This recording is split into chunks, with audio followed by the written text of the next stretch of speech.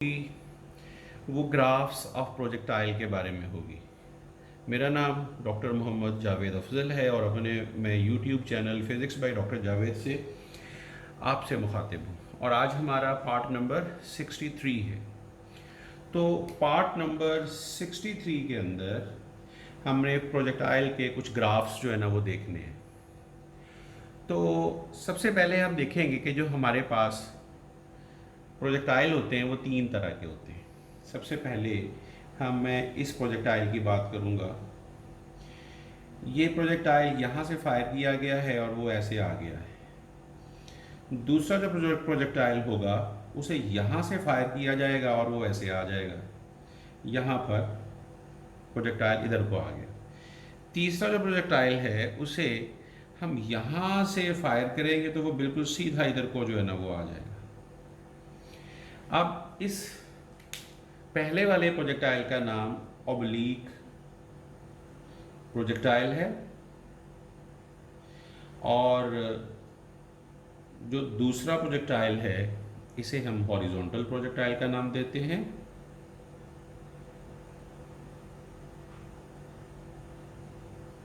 और ये जो है ये डाउन प्रोजेक्टाइल है, ये डाउन प्रोजेक्टाइल है।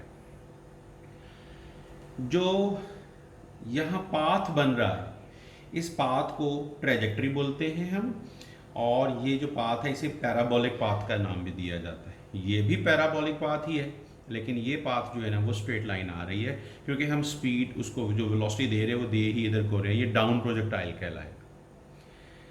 अब चूंकि हमने इसके ग्राफ्स के ऊपर बात करनी है, लिहाजा उसके लिए हमें कुछ चीज़ों का अंडरस्टैंड करना बहुत ज़रूरी होगा।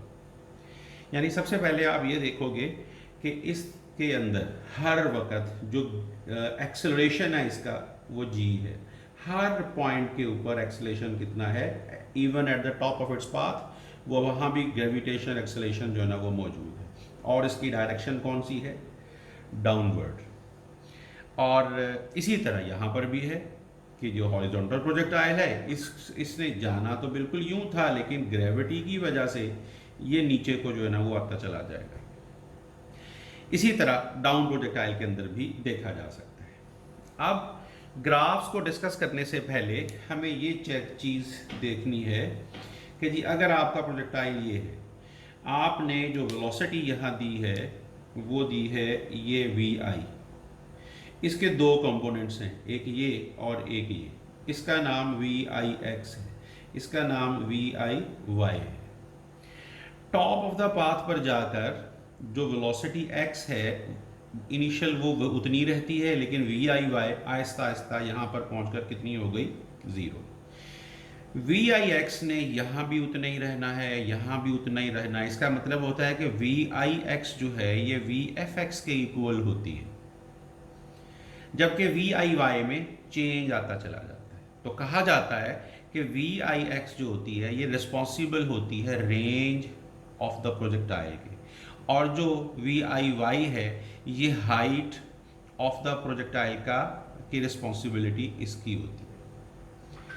अब हमने एक्सेलरेशन का जो जिक्र कर दिया कि एक्सेलरेशन इसमें under constant acceleration due to gravity projectile motion 2 dimensional motion होती है।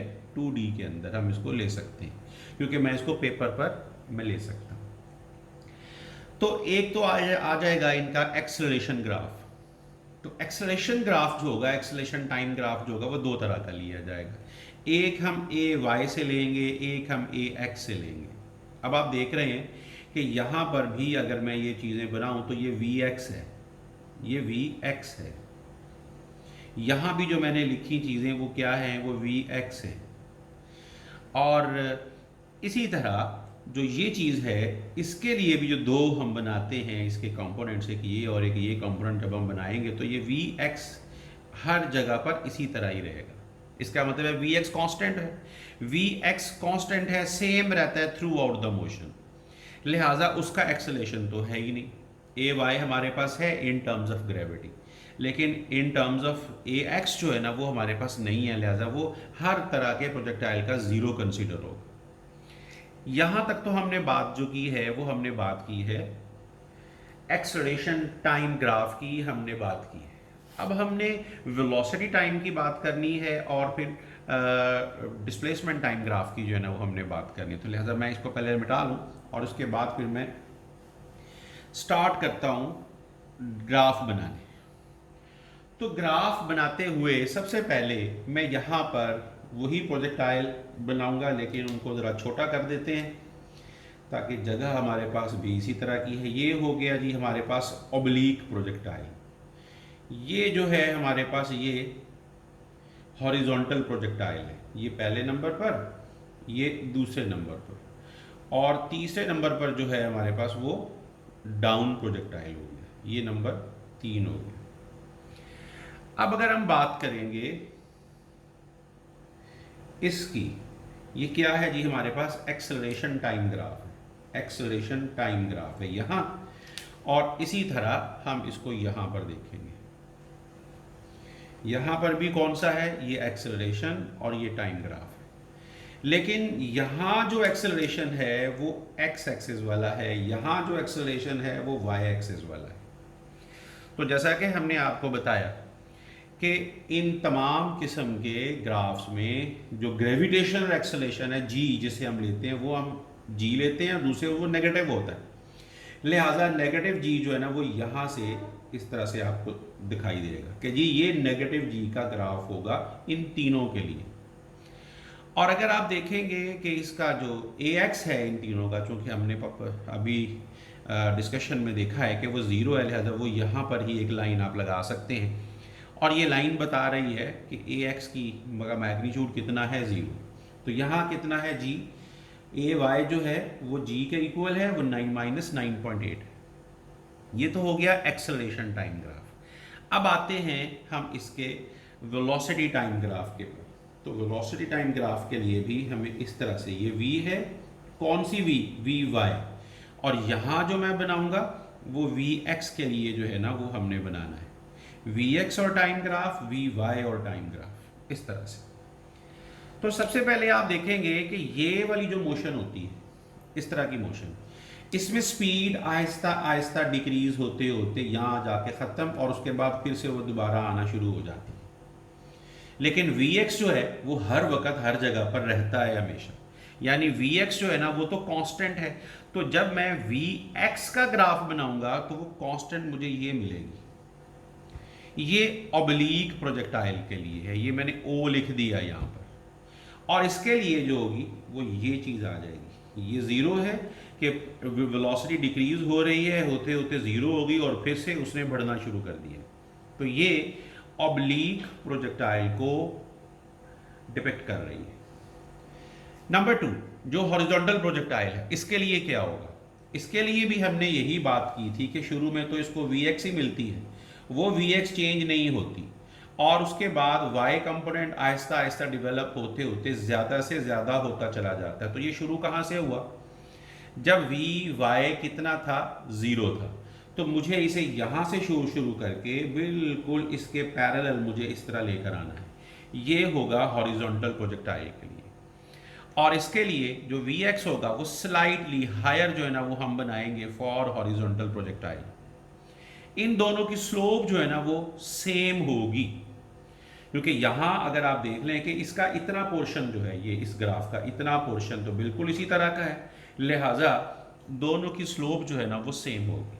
अब आते हैं डाउन प्रोजेक्टाइल की तरफ। इसे चूंकि फेंका ही नीचे की तरफ गया है, और ये कौन सी है, अगर मैं इसको बनाऊं, इसके कंपोनेंट्स यहाँ पर बना दूं, तो कंपोनेंट्स ये बन रहे हैं, एक ये बन रहा है x और एक ये बन रहा है y। तो हमारे पास तो है ही इसका कंपोनेंट कौन सा, नेगेटिव y वाला। तो जो ग्राफ इसका बनेगा वो यहाँ से बनेगा और वो भी इस तरह से बनेगा, यानी ये जो है ये डाउन प्रोजेक्टाइल का ग्राफ होगा। इसी तरह जब आप देखोगे कि Vx हम डाउन प्रोजेक्टाइल का कैसा बनाएंगे, तो वो जस्ट थोड़ा सा स्लाइडली इससे जो है ना वो हाई हो सकता है, तो ये डाउन प्रोजेक्टाइल का ग्राफ होगा Vx का। अब हम आते हैं डिस्प्लेसमेंट टाइम ग्राफ, जो दोनों के लिए हमने जो है ना वो बनाना है। अब उसके लिए जो जगह है मेरे पास वो यहाँ पर ही है, यानी यहाँ पर और यहाँ पर हम इसको जो है वो देखेंगे। ये x और t हम ले लेते हैं और ये y और t ले लेते हैं। पोजीशन टाइम ग्राफ है, ये भी पोजीशन टाइम ग्राफ है। 2D मोशन है ना, तो हर चीज के दो दो कंपोनेंट्स होंगे। एक्सेलरेशन के भी दो कंपोनेंट्स, वेलोसिटी के भी दो कंपोनेंट्स और पोजीशन के भी दो कंपोनेंट्स होंगे, एक x और दूसरा y।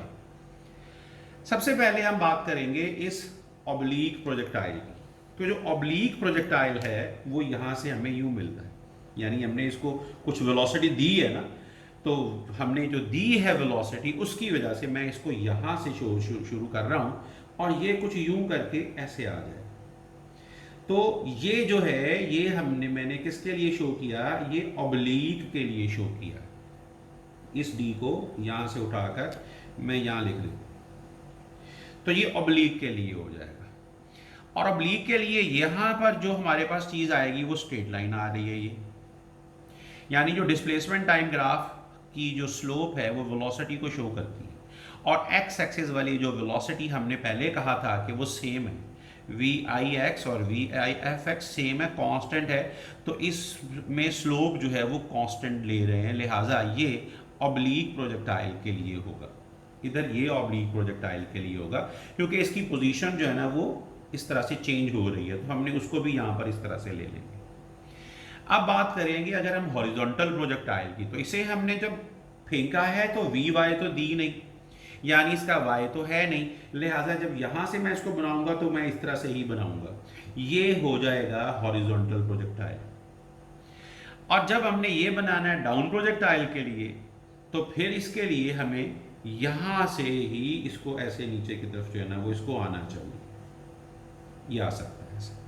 और जब इसके एक्स टी यानी एक्स एक्सिस वाले डिस्प्लेसमेंट के हिसाब से देखा जाएगा तो ऑब्लीक प्रोजेक्टाइल के बाद ज़रा सा स्लाइटली हायर हॉरिजॉन्टल प्रोजेक्टाइल होगा और जो डाउन प्रोजेक्टाइल होगा वो इससे भी ज़रा सा हायर जो है ना वो हो सकता है। तो ये था आज का हमारा टॉपिक कि प्रोजेक्टाइल के ग्राफ्स जो है ना वो किस तरह से बनाए जा सकते हैं। उम्मीद है कि आपको ये वीडियो पसंद आएगी और आप अपने क्वेश्चंस जो हैं वो उसमें जो मैसेजेस होते हैं वीडियो के नीचे वहाँ आप पूछ सकते हैं। अल्लाह ताला आपका हामी नासिर हो। और इसी के साथ डॉक्टर जावेद को अपने YouTube channel physics by doctor Javed से इजाज़त। अल्लाह हाफिज़।